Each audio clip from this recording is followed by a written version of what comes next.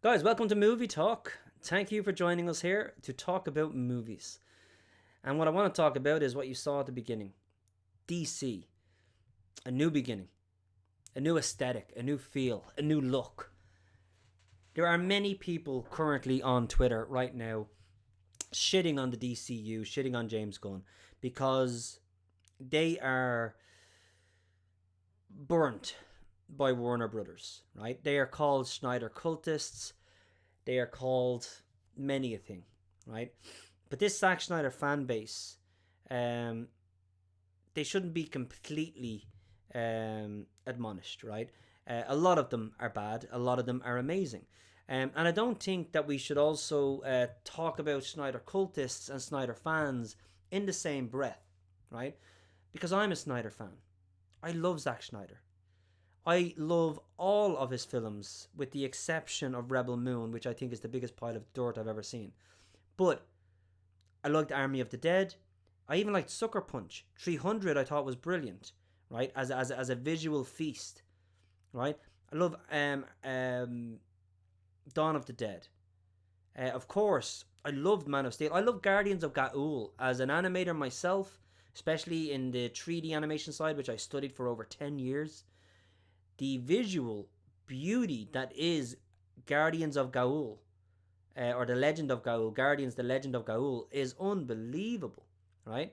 Man of Steel, incredible, right? Batman vs Superman, the ultimate cut, before Warner Brothers hackers decided to hack the film to bits in the edit room and turn it into an abomination of a movie.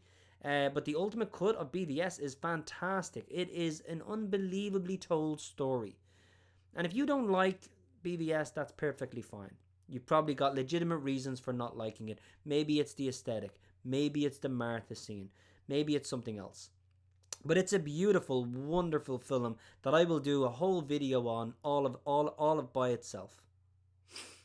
Zack Snyder's Justice League. Unbelievable. That 4-hour film is just art.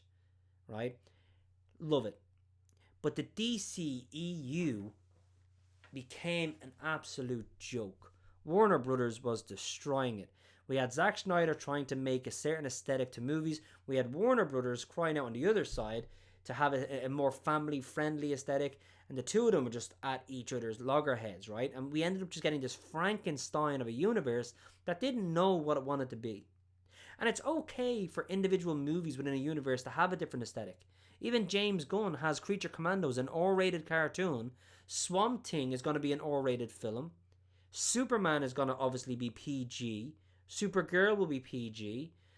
So we will have family-friendly movies, and we will have other movies that will have a completely different tone. And that's okay, as long as it's a part of an overall plan. That was never the case with the DCEU. Zack Snyder made a brilliant Man of Steel. He made a brilliant Batman vs Superman. He made a brilliant Justice League movie. Not the one in 2017 that was released theatrically that we watched. That was a Frankenstein of a fucking horror show. He made a beautiful movie now known as Zack Snyder's Justice League. But then Aquaman was decent. Wonder Woman was unbelievable. Wonder Woman 1. Loved that film. Third act's a little bit, but loved that film. Wonder Woman 2 is an abomination of a film. It's fucking horrendous. Shazam didn't really know what it wanted to be. It was a horror film in one moment, and then it was a kid's comedy in another moment. Zachary Levi was probably miscast because I thought the boy for Billy was brilliant as Shazam. But when he became Shazam, which is then Zachary Levi playing the character, it's like he became more immature. It made no sense. I mean, the boy playing Billy was more mature than the Shazam version of that same character. It made no sense. Like, why did he become this childish, immature, jokey thing?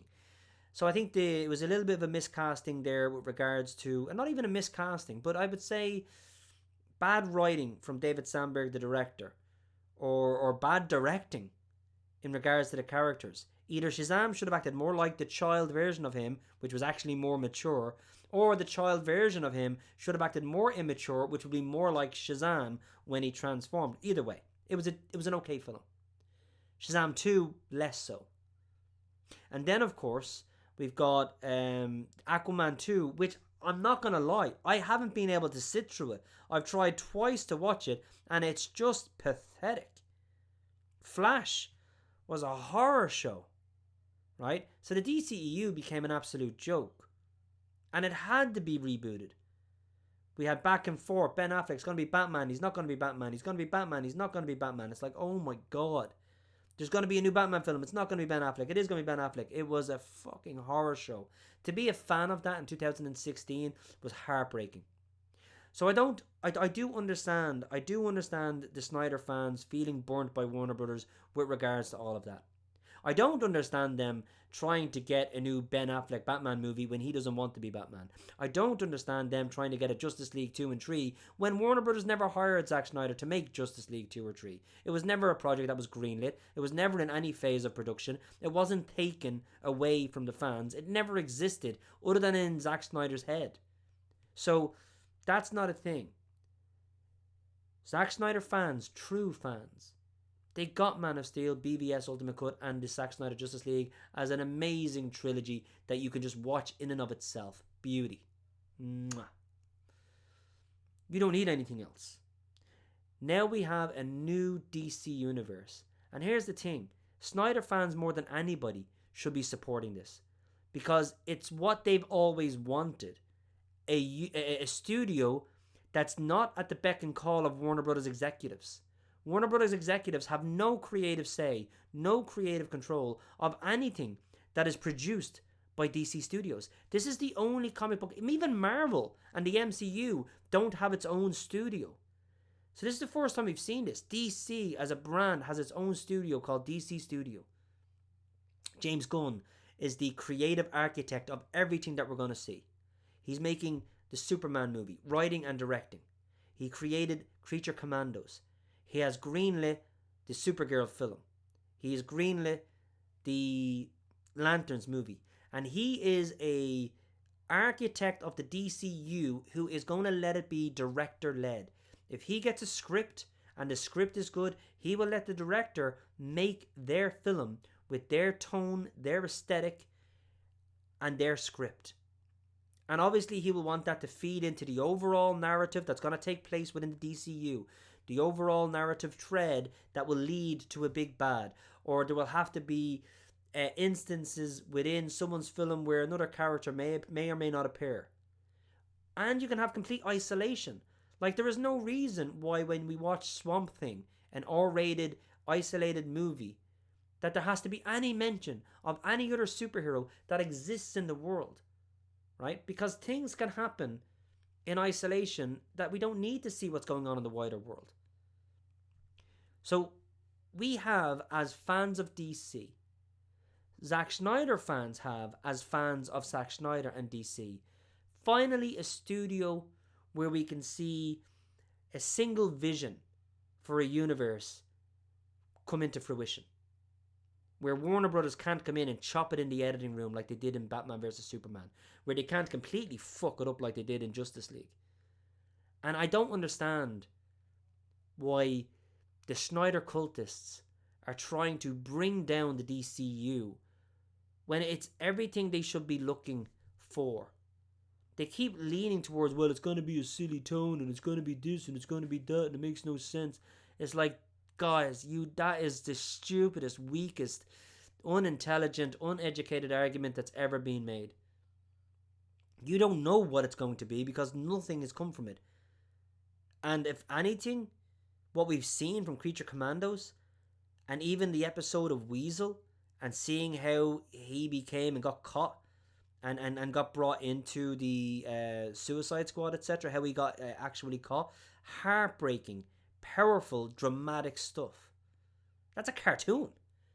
Imagine what this guy, James Gunn, can do with Superman, considering what he did with Rocket Raccoon and a fucking tree.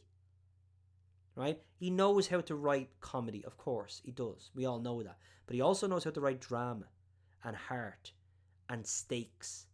Like, this guy is going to have such high stakes in his film. I mean, the emotion that we see Superman in the trailer paying to a robot that is in the Fortress of Solitude. who I believe is going to be like his nanny within the Fortress of Solitude. But the heart, the drama we see, the heart we see, where he's holding that robot, that in and of itself is powerful stuff. And we only saw it for like about a second. So who knows what the movie's going to show us? Yes, there'll be comedy, but there should be. There should be humor. There should be moments of levity. There should be moments of humor, but there should also be drama and action and high stakes. And I think James Gunn will bring a balance of all of that. And even if you don't like the fact that there'll be humor in it, which makes no sense, but even if you don't like that, that's okay. But why you're trying to shit on a movie and a universe that's not even come out yet is absolutely insane. We saw this aesthetic, dark, dreary, serious, yes, but with very little humor or heart or levity. Very little personality in Man of Steel. We don't really get to see the personality of Clark shine through. It's just action after action after action after action, and he never has a moment to breathe and just be Clark and get to shine as a character in itself. And that's what I think James Gunn will actually be able to bring us. Yes, he can bring the action. Yes, he can bring the visual effects and create something visually beautiful, which he's done in all of his films. But he'll also be able to bring them moments of levity, really good writing where the character can breathe and we get to see the personality. That's what I'm looking forward to. So this is a new beginning for DC, guys. And if you're a Snyder fan like me, support the DC studio, because we want to see more DC content. If you're a proper, real DC fan, you should want to see great DC content. And if you're one of the Snyder cultists that are out there, just stop for a moment, right? Because at this point, you're nearly 8 or 9 years older than when BVS came out. You should be an adult. And if you're an adult, try and think like an adult. Stop, take a breath, and look at what you're actually doing. It's not helpful to anybody, especially you. Be adult. Be a person.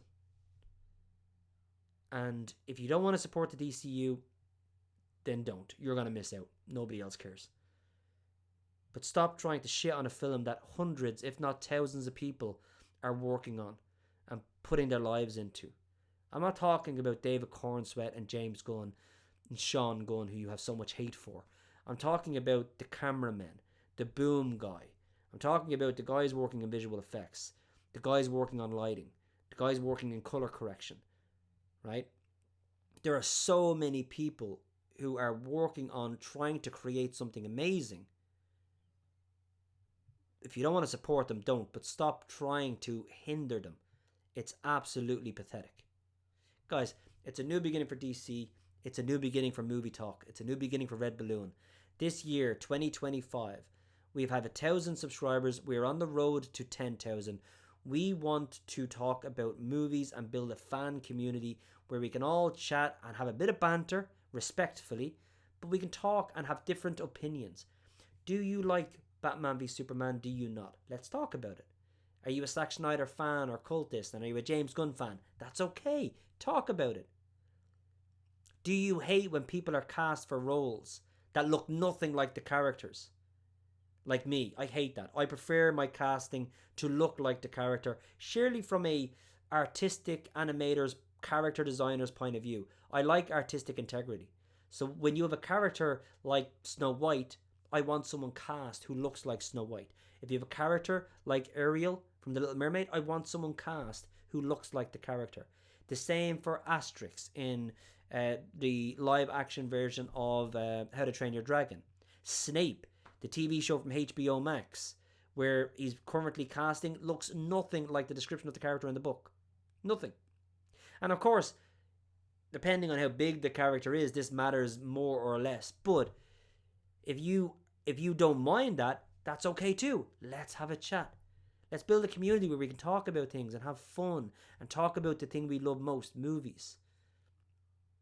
I hope you like this video. I hope you'll watch the next video. And if you haven't seen any little bastard cartoons, then go into the playlist below and check them out. I make these cartoons for you to have fun. They are literally cartoons that are completely fictitious nonsense or they're actual moments from my childhood. Check them out, have fun, and I will see you guys in the next video.